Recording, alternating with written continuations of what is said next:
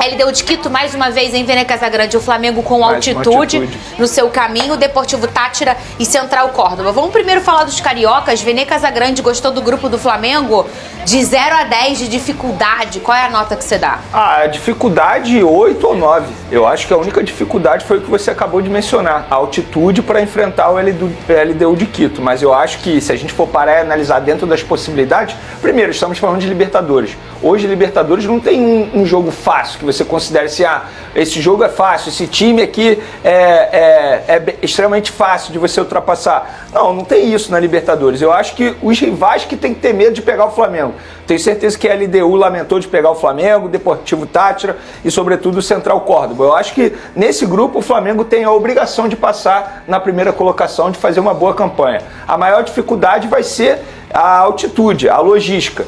Mas ontem eu pude ver o BAP, presidente do Flamengo, dando entrevista à ESPN, ele falando sobre isso. Você tem que se preocupar com aquilo que você controla. O Flamengo hoje tem todas as possibilidades, todo o staff, tudo à disposição, tecnologia, para poder dar o maior conforto possível para os jogadores. Então acho que, independentemente da altitude, o Flamengo pegou um grupo, assim, digamos, mais tranquilo. Então acho que o Flamengo tem a obrigação de passar em primeiro nessa primeira fase da Libertadores. Fica a crítica, na minha opinião, para a fala do presidente da Conmebol, Alejandro Domingues. Ele começa bem falando do esquerdo, que perdemos ele num jogo até contra o São Paulo no ano passado. Foi uma grande tragédia do futebol, né?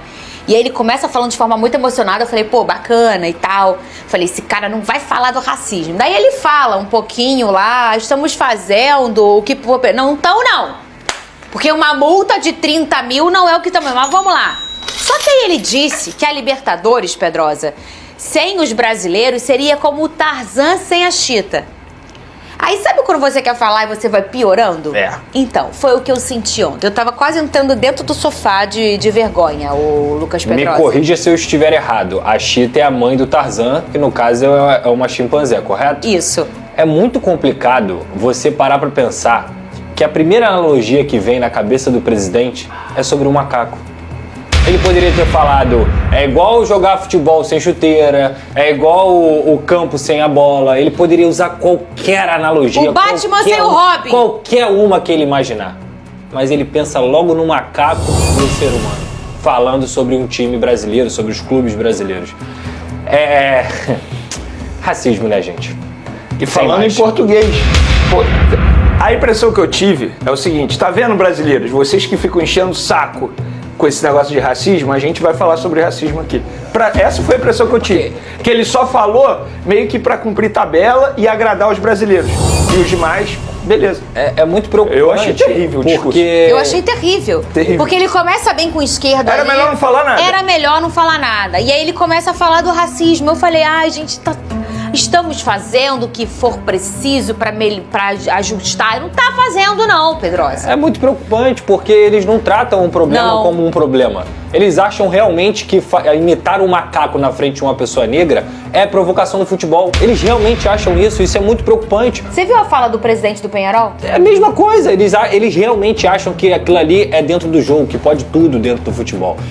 Cometer um crime para eles não é um problema, entendeu? Menosprezar um ser humano pela cor da pele do ser humano, para eles não é um problema. Aquilo ali é natural, é relativizar. E é por isso que eu falo diversas vezes e vou falar de novo. A Conmebol é conivente com o tratamento que se faz com o racismo dentro do futebol sul-americano. Para ela, não interessa. Ela só faz a fachada lá, que ela adora notinha, adora a fachada, multinha. Ela só faz por obrigação. E por obrigação, para não ficar tão feio para ela. Assim como a La Liga lá na Espanha faz a mesma coisa. Verdade. Então assim, cara, eles são coniventes. Enquanto os clubes brasileiros, inclusive, quando tiver, porque a gente... Desculpa, se fosse para botar uma odd aqui, a chance é grande de ter de novo nessa competição. É verdade. Enquanto o clube brasileiro não pegar as coisinhas e se reunir e sair do campo, mostrando pro mundo inteiro como a Conmebol é racista, eles vão continuar tratando... Qual foi a fala aí mais forte do Boto, na sua opinião? Quanto tempo vocês ficaram conversando, Venê? Fernandinha, vou ser sincero com você, que baita entrevista e não assim, graças... Claro, eu, modéstia à parte, eu consegui administrar bem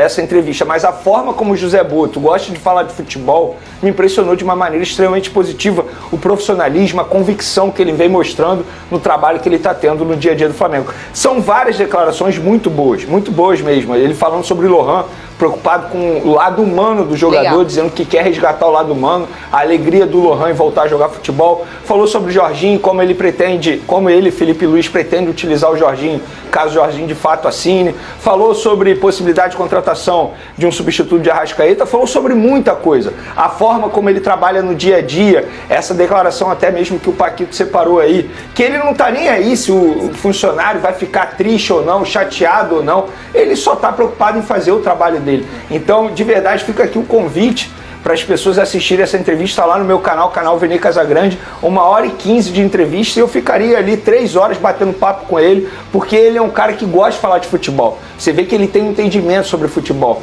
De verdade, fazia tempo que eu não entrevistava um dirigente com essa capacidade, com esse nível de raciocínio sobre futebol. Então fica aí o convite, não só para o torcedor do Flamengo, fica para os torcedores de todos os outros clubes, para vocês entenderem como é a metodologia de trabalho atualmente no Flamengo, porque de fato ele deu boas declarações. Inclusive, ele concorda comigo, dizendo que o Flamengo hoje joga o melhor futebol aqui no cenário de futebol brasileiro, falando que joga melhor até mesmo que outras equipes do cenário inglês. Falou sobre o Alcaraz, dificilmente o Alcaraz volta, explicou por que o Alcaraz não se encaixa no estilo de jogo do técnico Felipe Luiz, porque muita gente questiona isso, né? Como o Alcaraz joga na Premier League e não joga no Flamengo? É estilo de jogo. E aí ele deu outros exemplos, o Julián Álvares, por exemplo, que o Pedrosa acompanha bastante, ele saiu do Manchester City, foi pro Atlético de Madrid e hoje está comendo a bola. E muita gente questiona, como é que o Guardiola liberou esse jogador? É estilo de jogo.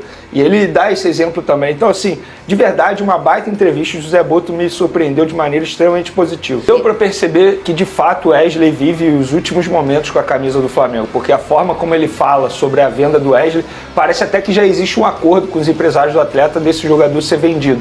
E ele mesmo já menciona que o clube tem vários jogadores mapeados já para posição, para uma reposição. Quanto tempo isso Wesley se estende, né? Pois exatamente. Essa saída do Wesley, né? E até como, eu acho que agora talvez tenha dado uma aliviada, ô Pedrosa, porque ele foi convocado para a seleção, porque ele está performando muito bem, se transformando até num personagem importante de um time do tamanho do Flamengo. Sim. Mas em algum momento foi difícil regenerar ali a parte emocional de um cara que estava já no avião, vamos dizer assim, pronto para ir, e acabou não sendo vendido, né? A frustração como frustração. pessoa, mudar a vida, sentido financeiro, você jogar na Europa, que no caso seria o Atalanta da Itália, que é um grande país também.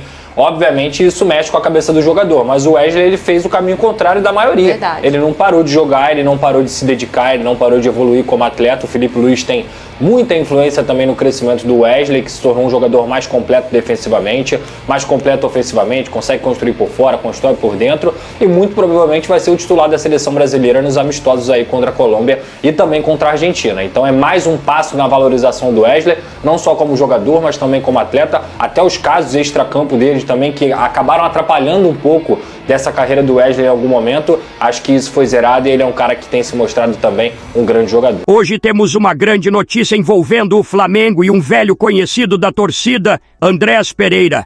De acordo com o jornalista Antônio Carlos, o nome do jogador voltou a ser debatido internamente no clube e o técnico Felipe Luiz foi peça-chave nesse movimento.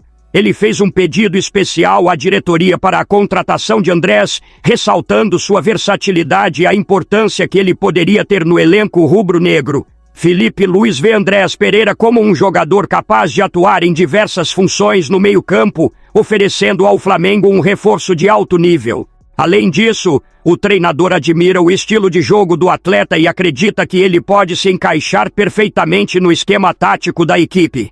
Andrés tem boa qualidade no passe, chegada na área e contribui defensivamente, além de trazer experiência internacional, algo essencial para competições como a Libertadores. Outro fator que chamou atenção foi o fato de Andrés Pereira ter recusado uma proposta do Palmeiras recentemente. O clube paulista tentou sua contratação, mas o jogador optou por não fechar negócio. Esse detalhe reforça a ideia de que ele tem preferência por um retorno ao Flamengo. Se sua intenção fosse simplesmente voltar ao Brasil, ele poderia ter aceitado a oferta, mas tudo indica que aguarda um sinal positivo do rubro-negro. E tem mais. Segundo o jornalista Miguel Júnior, Andrés já autorizou seus empresários a iniciarem conversas com o Flamengo. Isso mostra que ele está disposto a vestir o manto sagrado novamente e que há uma movimentação real nos bastidores para seu retorno. Agora, a grande questão é, será que a torcida aceitaria sua volta?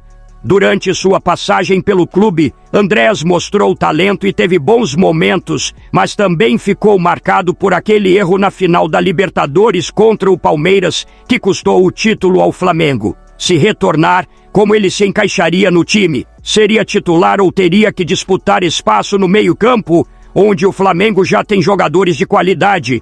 O clube precisa de reforços para continuar brigando por títulos e Andrés conhece bem o ambiente, sabe da pressão e já tem entrosamento com parte do elenco. Agora, resta saber se a diretoria rubro-negra dará o próximo passo para concretizar sua volta. E você, torcedor, o que acha dessa possível contratação? Andrés merece uma segunda chance no Flamengo? Deixe sua opinião nos comentários. Não se esqueça de deixar a série, se inscrever no canal e ativar o sininho para receber todas as novidades do Mengão. Até a próxima!